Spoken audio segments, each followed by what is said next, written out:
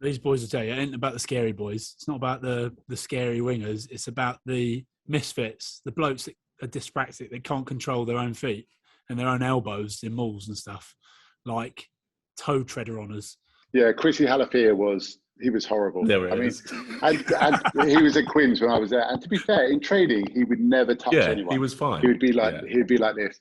But in games, honestly, he killed people like properly. With another guy called Mo Vassafalou. Don't know if you remember him. Yes, played for GB as well. Yeah, like rugby league, played for Wigan, like proper rugby league player. One of the biggest talking points of the weekend, Saracens annihilating Bath. Bath conceding 71 points at home, their biggest defeat in their history, third most points conceded in Prem history, leading to their fourth consecutive loss for the first time in 20 years. Is there any future for Stuart Hooper? Hey, I'm not getting him a sack. I mean, I think he's got to do a lot to sort it out. I think he needs to get the players back on track. And I mean, they go to Quins this weekend, which, I mean, we know what Quins are like at the moment. It's fun when you're under pressure, not the place you want to go. And I always think this with coaches and stuff. Look,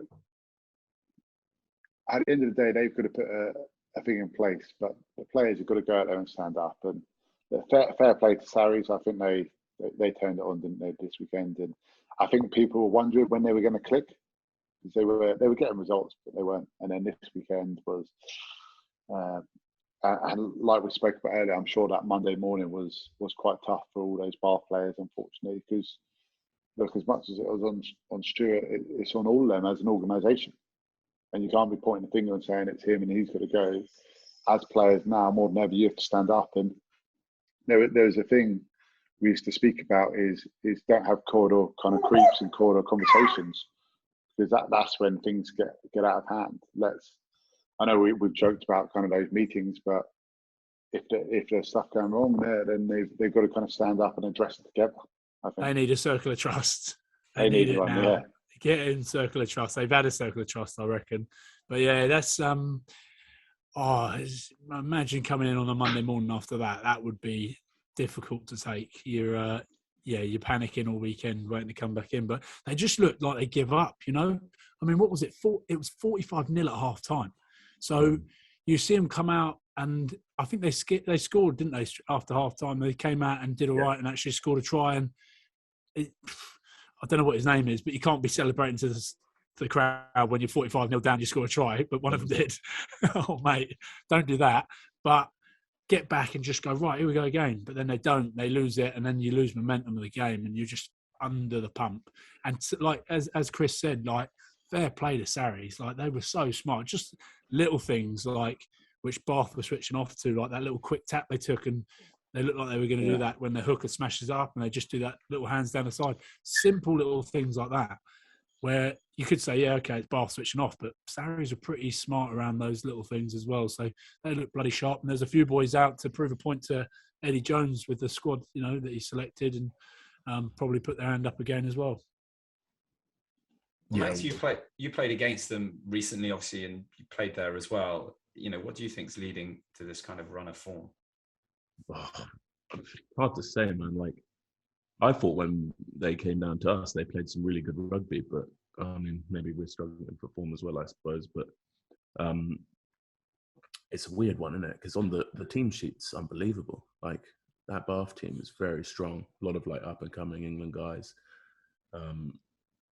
But yeah, it looks as if Stu may have lost the players, I suppose. I'm not entirely sure. But do you get rid of Stu Hooper now at this point in the season, looking for someone else? Like, that could just make it, I don't know, that could make it worse. But I suppose it worked very well for Quins in regards to Paul Gustard. Maybe I don't. But yeah, it's a tricky one. That's a hard place to be in. Absolutely, there'll be like a lot of soul searching and, as you said, some transparent dialogue. Oh, Chris, have you been in those situations where there's that, where you feel that, as Max just mentioned, a coach has lost their players? Then what tends to be the process? What actually happens? You know, you're talking about the corridor chats. Is that the first sign that something's going wrong? Yeah, look, there's always going to be people who are unhappy, whether it's guys who aren't playing and feel they should be. And it's trying to cut through the crap and actually saying, okay, why are we not performing? Firstly, I think you've always got to look at yourself. Why are you not doing enough? Why are you not producing it? Is it a motivation thing? Is it a preparation thing in a week? Like I said, Saracens are a very well drilled team. They're very smart. They've got good players, but they've got good coaching setup. So when you look at Bath, like what's not quite working? Yeah, like I've been in those environments where unfortunately, like we've joked about, there some very tough conversations can be made and have to be made sometimes. And Quins made one last year, didn't they? I get on extremely well with Paul Gossard. He was my coach with England. He was kind of my go-to back row guy who would always kind of liaise with defensively in particular. Kane Quins got on well with. And for whatever reason, things got a bit worse last year. Then all of a sudden they went and lost 8 games out of 10. Sorry, 8 games out of 10. Unfortunately, there were some tough decisions. Maybe some conversations happened, and then they go on to win 8 games out of 10. Yeah. So sometimes, and they managed to keep it going. A lot of times, I think when there's an immediate change, there's always an improvement. No matter what club, what country, there's always an instant improvement. But it's then how do you sustain that? And then you need good people in place for that. I don't know the way they play their rugby or what their coach is doing, but a lot of the time you can see that if it's a coach trying to push a style of rugby on a team, that fails. Like we're all about now, and the way we are as rugby clubs now is the players lead everything. They're the ones that are on the field. Like you talk about these leadership groups and stuff like that. A lot of the time here as well, the coach comes to us and be like, right, what do you boys think? How do you want to play? And if the players are happy with how they're playing, and it's actually the ideas are coming from the players, then it works. And you've got to have it both ways. So there could be something there, but tough old time for them. Hopefully they turn it around. Again, I'm not sure who they've got this weekend, or have they got a bye weekend as well? They're Quins. Yeah. Oh God, yeah, we said that. Jesus. Thing is, yeah. I think Bath have sort of adopted, with the new coach Dave Williams coming, I think they've adopted a more attacking mindset, and it will take some time to sort of implement that. And when you come up against the best D in European rugby ever, these things can look worse than they are as well. But we'll see what happens. Yeah. You've got a lot of mates there, eh, Max? Are they saying it's a tough old place to be at the moment? Are they? I haven't really speak to many of the boys from there. I haven't spoken to them since this game, but they seem like, when I saw them last weekend, they seemed very jubilant. But I haven't spoken to them since this fixture. I always think Bath must be a tough place to live when results don't go your way.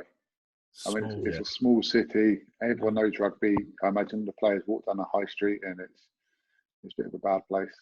I mean, you must have felt it and know a bit more.